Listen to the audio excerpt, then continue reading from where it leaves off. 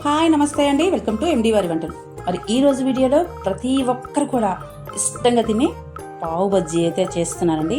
ఇది చిన్నపిల్లల పెద్దవాళ్ళ అని కాదు, అందులో ఇది హెల్దీ రెసిపీ కూడా. ఇంట్లోనే చేసుకుంటున్నాం కాబట్టి ఇది మరీ హెల్దీ రెసిపీ. మరి తక్కువ ఇంగ్రీడియంట్స్ తోటి టేస్ట్గా ఎలా చేసుకోవాలో చూసేద్దామా?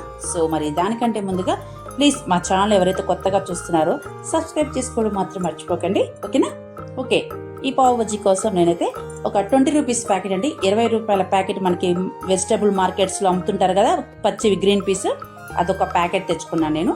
ఒకవేళ ఇవి లేవనుకోండి, ఇది కాకుండా ఆప్షనల్ ఏంటి, మనకి ఎండినవి ఉంటాయి కదా, మనకి పీస్ గ్రీన్ పీస్ 2 రకాలు ఉంటాయి, వైట్వి ఉంటాయి, బఠానీ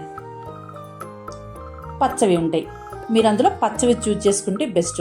అవి నైట్ అంతా నానపెట్టేసుకొని నెక్స్ట్ డే మనం పావు బజ్జీ కోసం యూజ్ చేసుకోవచ్చు.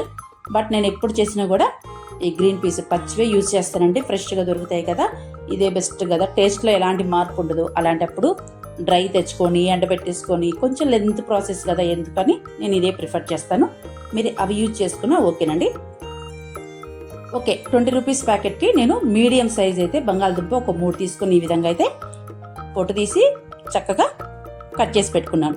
తర్వాతకి ఏంటంటే మనం వీటిని ఉడికించుకోవాలి. ఏది గ్రీన్ పీస్ని, బంగాళదుంప, క్యారెట్ కూడా వేస్తున్నాను. క్యారెట్ లేకపోయినా టేస్ట్లో ఏమాత్రం మార్పు లేదండి, ఉంటే వేసుకోండి, లేకపోతే లేదు. చక్కగా కొంచెం ఉప్పు వేసుకొని బంగాళదుంప గ్రీన్ పీస్ ఉడికిచ్చేసుకోండి ఒక పక్కన. అదేవిధంగా నేను 3 బంగాళదుంప తీసుకున్నా కాబట్టి 6 వరకు అయితే టమాటా తీసుకుంటున్నాను. ఎందుకంటే మనకి న్యాచురల్ పులుపు మన టమాటా నుంచి వస్తుంది.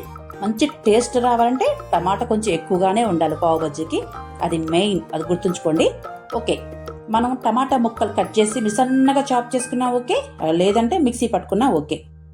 ఓకే, ఇప్పుడు బాణాలి పెట్టుకొని, అంటే కళాయి పెట్టుకొని, అందులో మీరు నెయ్యి వేసుకుంటారో, బటర్ వేసుకుంటారో, నూనె వేసుకుంటారో మీ ఇష్టం అండి. నేనైతే కొంచెం ఆయిల్, కొంచెం నెయ్యి అయితే వేసాను. సో అందులోనే సన్నగా తరిగిన ఉల్లిపాయ ముక్కలు చక్కగా లైట్ కలర్ చేంజ్ అయ్యాక ఇందులోనే 1 టేబుల్ స్పూన్ వరకు అల్లం వెల్లుల్లి పేస్ట్, అదేవిధంగా పచ్చిమిర్చి తరుగు. చెప్పాను కదా, టమాటా అయితే నేను మిక్సీ పట్టేసుకున్నాను. ఒకవేళ మీరు సన్నగా చాప్ చేసుకున్నారనుకోండి, అలా అయినా ఓకే, ఇలా అయినా ఓకే, టేస్ట్లో మాత్రం ఎలాంటి మార్పు ఉండదు. ఈ విధంగా మిక్సీలో జస్ట్ ఒక రౌండ్ తిప్పండి, ఎక్కువ వద్దండి, కంప్లీట్ ఫైన్గా రాకూడదు, కొంచెం పలుకులుగా ఉన్నా ఓకే.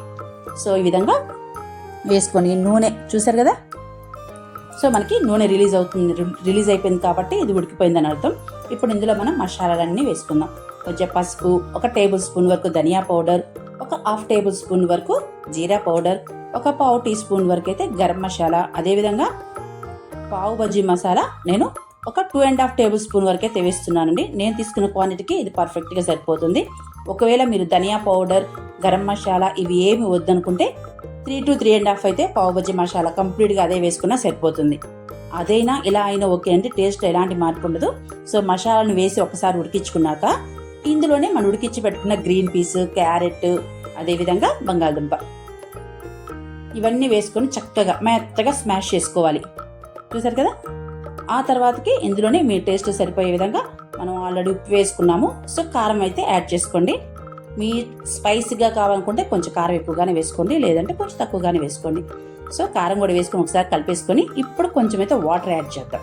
ఎందుకంటే పావు బజ్జీ కర్రీ ఎప్పుడు కూడా గట్టిగా ఉండకూడదండి, సాలిడ్గా కొంచెం లైట్గా లిక్విడ్గా ఉంటేనే చాలా బాగుంటుంది. కొంచెం ఎక్కువగానే వాటర్ యాడ్ చేసేసి ఇప్పుడు లో ఫ్లేమ్లో ఒక 15 మినిట్స్ వరకు అయితే ఉడికించుకుంటే కర్రీ టేస్ట్ చాలా బాగుంటుందండి. అన్నీ ఉడికిపోయాయి కదా, ఒక ఉడుకు రాగానే ఎప్పుడు కూడా మంట తీసేయకూడదు. ఈ పావు బజ్జీ కర్రీ అనేది ఒక 10 to 15 మినిట్స్ ఉడికితేనే టేస్ట్ బాగుంటుందండి. ఫైనల్గా కొత్తిమీరతో గార్నిష్ చేసుకుంటే మనకి పావు కర్రీ అయితే రెడీ అయిపోయింది, పావు బజ్జీ కర్రీ. సో అదేవిధంగా ఇప్పుడు మనం బ్రెడ్ అయితే వేయించుకోవాలి. పావు బన్ ఉంటుంది కదా, సో దానికోసం ఒక పెనం మీద మీరు నెయ్యి వేసుకుంటారో, బటర్ వేసుకుంటారో మీ ఇష్టం. ఓకే, నేనైతే కొంచెం నెయ్యి వేసుకున్నాను, బటర్ లేదని. ఇప్పుడు దీని మీద కొంచెం మనం కర్రీ రెడీ చేసుకున్నాం కదా, ఆ కర్రీ వేసుకొని కొంచెం కొత్తిమీర వేసుకొని 2 వైపులా మనం బ్రెడ్ వేయించుకుంటే సరిపోతుంది. ఐ హోప్ నా వీడియో మీకు నచ్చిందని అనుకుంటున్నాను. నా వీడియో కనుక మీకు నచ్చినట్లయితే ప్లీజ్ లైక్ చేయండి, షేర్ చేయండి, సబ్స్క్రైబ్ టు ఎండి వారి వంటలు.